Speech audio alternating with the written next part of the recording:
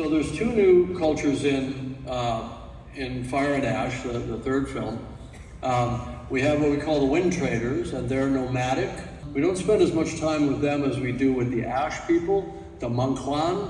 And the Mangkwan are a group of Na'vi that are quite down-twisted. Did James Cameron just reveal to us the name of the Ash clan? Avatar Theory here. Hope you're doing well and having a fantastic day. And currently D23 is happening in Brazil, and earlier today they had a short presentation for Avatar Fire and Ash where James Cameron himself appeared via a live stream talking about the movie, and we were also given 5 new concept arts, this time in high quality, provided via the official Avatar Twitter handle. Now the video of James Cameron talking was recorded by the YouTube channel Laughing Place, which I will leave a link to in the description below. All of my sources is always linked in the description and the pinned comment below, and I highly recommend you watch the 14-minute video yourself, because James Cameron basically confirmed to us the name of the Ash clan. Now the 5 concept images I will break down separately in different videos, as I want to focus on what James Cameron basically spoke about in this 14-minute video. Now firstly and most importantly, like I said, he mentioned that the Ash clan is called the Mangkwan. Now if that name does sound familiar to you, it is because the Mangkwan clan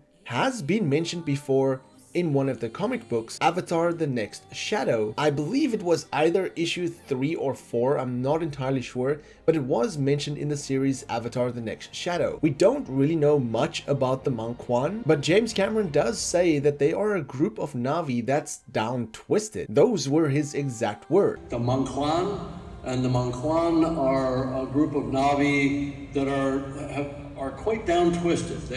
They've taken what's good about the Na'vi and they've kind of twisted it into a very dark view of the world. Essentially, they are a group which has gotten a very twisted and dark view of the world. Their world was destroyed by volcanic eruptions, hence the name Ash Clan, and as a result, over many years, they've learned to hate everybody else. James Cameron also speaks about the Windtraders, the nomadic Na'vi clan, who travel around the world following shipping route, doing it in an airborne way, hence the floating jellyfish images which we've seen before. Now Cameron also said that we won't spend as much time with the Windtraders as we will with the Ash people or the Mangkwan, so I'm really curious how they're going to expand these different clans throughout the movie. As for the rest of the video, Cameron basically confirmed that Avatar Fire and Ash is currently in the exciting post-production phase, which he refers to as a Christmas morning feeling, emphasizing the thrill of seeing each visual effects enhanced shot come to life. Now we know the movie has been in post-production, this has been mentioned before, but he does talk a little bit about his hands-on experience using a virtual camera to make the shots and how he works closely with his visual effects team who deliver the shots daily. He mentions that this phase is where every detail in the performance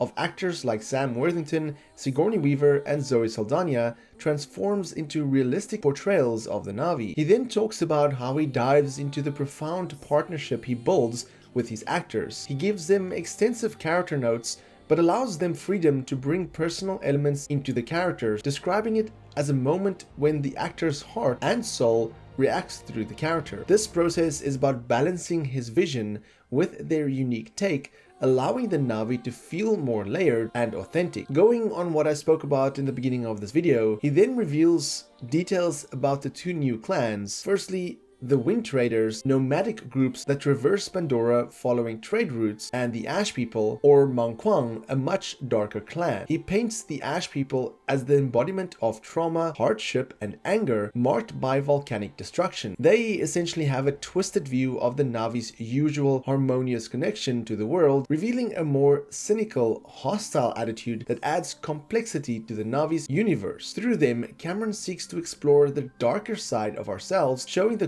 contrast between unity and division within the Na'vi. Cameron eloquently contrasts the symbolism of water and fire within the Avatar world. While water represents healing and life support, fire embodies chaos, violence, and destruction. This thematic opposition underpins the narrative arc of Avatar Fire and Ash, reflecting the tension between peaceful coexistence and disruptive conflict. The Ash people symbolizes these fiery qualities, whereas the Water Clan represents resilience and harmony. Cameron makes it clear that Avatar 3's conflict aren't a simple good versus evil dichotomy. The Na'vi are shown grappling with internal divisions as well as ongoing threats from humans. The film emphasizes that there are good humans who support Pandora's preservation, challenging the notion that all humans are antagonistic. Simultaneously, there are Na'vi who lose touch with their traditional values, creating a more intricate web of allegiances and rivalries that Cameron hopes will resonate with audiences. Cameron also spoke about the Brazilian indigenous cultures, mentioning the importance of cultural preservation. He talks about time spent with indigenous people in Brazil and how this inspired the Na'vi's connection to their world. In closing of that video, he talks a bit about his curiosity on science,